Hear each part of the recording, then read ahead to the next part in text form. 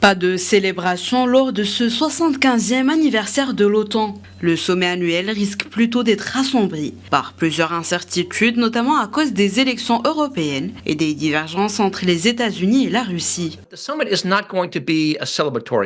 Le sommet ne sera pas un sommet de célébration, il s'agira d'un sommet sérieux, et ce en raison de la gravité du contexte dans lequel il se déroule. Pensez à la guerre en Ukraine, dans laquelle les Russes font de petits progrès en ce moment. Pensez à l'escalade possible de la violence au Moyen-Orient. Pensez à la belligérance croissante de la Chine dans l'Indo-Pacifique. Tout cela crée un contexte très préoccupant pour les discussions entre les alliés.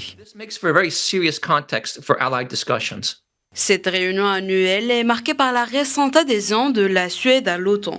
Le pays scandinave a rejoint cette organisation le 7 mars 2024. De son côté, l'Ukraine est candidate à rejoindre l'Alliance, mais n'a jusqu'à présent reçu que des promesses d'adhésion, sans aucune invitation formelle. La protection de la Suède et de la Finlande sera également en tête des sujets clés de cette réunion annuelle, alors que les principaux alliés de l'Alliance sur le vieux continent, que sont la France, l'Allemagne et le Royaume-Uni, sont confrontés à des bouleversements politiques majeurs au lendemain d'élections législatives inédites.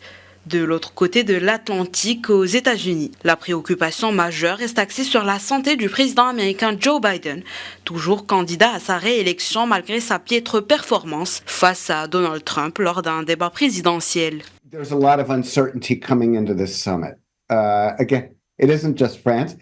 Joe Biden. Il y a beaucoup d'incertitudes à l'approche de ce sommet. Encore une fois, il ne s'agit pas seulement de la France. Vous savez, Joe Biden est l'hôte. Il a passé une mauvaise soirée lors du débat. Des voix s'élèvent pour lui demander de se retirer, tant il a semblé fragile lors de ce débat.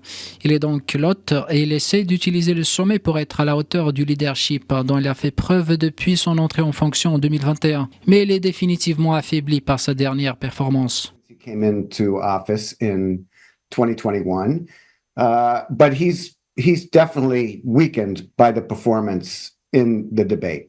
Un sommet sous haute tension qui démarre donc ce mardi à Washington à l'occasion du 75e anniversaire de l'Alliance Atlantique.